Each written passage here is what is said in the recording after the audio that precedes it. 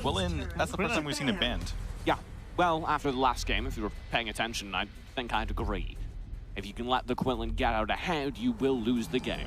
And basic would be on the Quillen there. Obviously, he's one of the best junglers, so certainly something to keep your eye on. Removal of Nacroth, something we've actually seen a fair bit. Normally, we justify it as being targeted at someone. Do you feel it's targeted here?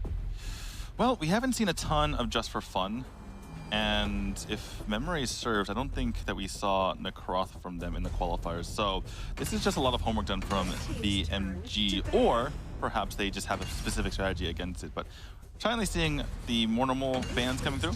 Richter, Sephra out. Yep.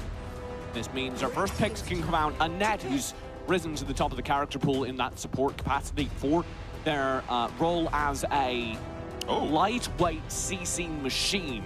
MTS, is this really a Superman on your first outing? Yeah, MTS is kind of a Superman. Okay, never mind. This is why we don't predict. Yeah.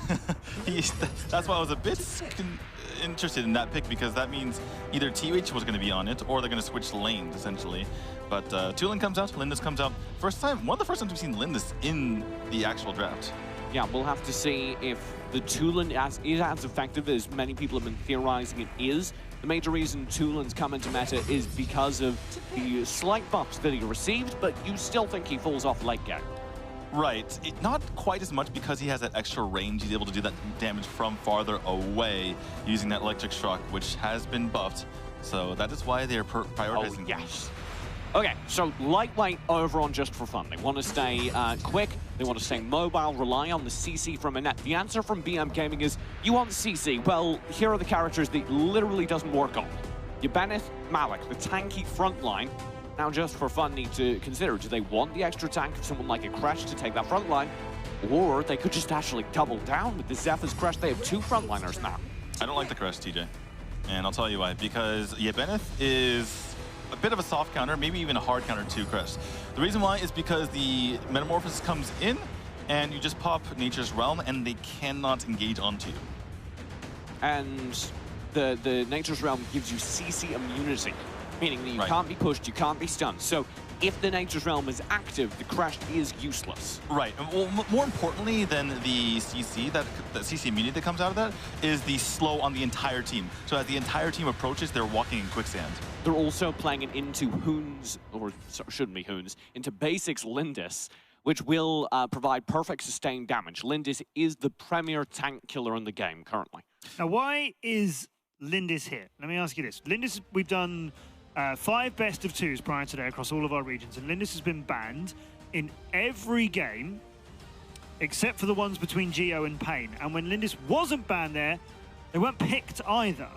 So why is Lindis getting banned so much, and yet when Geo and Pain had a chance to use them, they didn't? Why? What's going on with Lindis here? That's an issue with Geo and Pain, I think, because Lindis is one of the strongest heroes in the game right now, one of the top 3 junglers in the game, and I think this is just one of the side effects of having an extremely strong team like BM Gaming, where you put the fear of multiple heroes on the side of Just4fun, and that forces them to ban things that aren't the best heroes in the game. Yeah, and the Lindis is so powerful because she's the perfect sustained damage. You can play her from the jungle, you can get her leveled up, she has the mobility to disengage from any fights that aren't going her way, and she can stay in the fights as long as she needs to at the perfect range with that mobility and lay out consistent damage in the way no other marksman can. Sure, Telenos is close, but Lindis is better.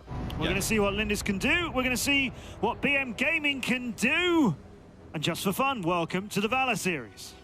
Game number 1 for BM Gaming in their official Valor series show. But like you're implying, Matt, it's definitely not the first time for these players. Well, one hero I'm looking at throughout this game is Hoon, widely considered the best mage in North America, and I would agree. Fighting words. Hoon definitely in the contention. Him and Casey Fox, I think, leading the way. Yeah, those two are definitely up there. I'm putting my money with Hoon at the moment. He has been with Toxic before on not the best teams, but I think he's going to prove himself this time. You want to tell Casey? Tell Casey to tell Hoon. Nice.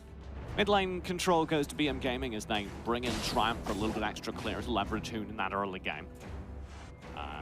TH down in bot. They did swap around. MTS's Superman taking this off lane again. Yeah, apparently that takes priority because MTS's Superman has been quite the spectacle over the course of his career. So, gonna put TH on the Malak.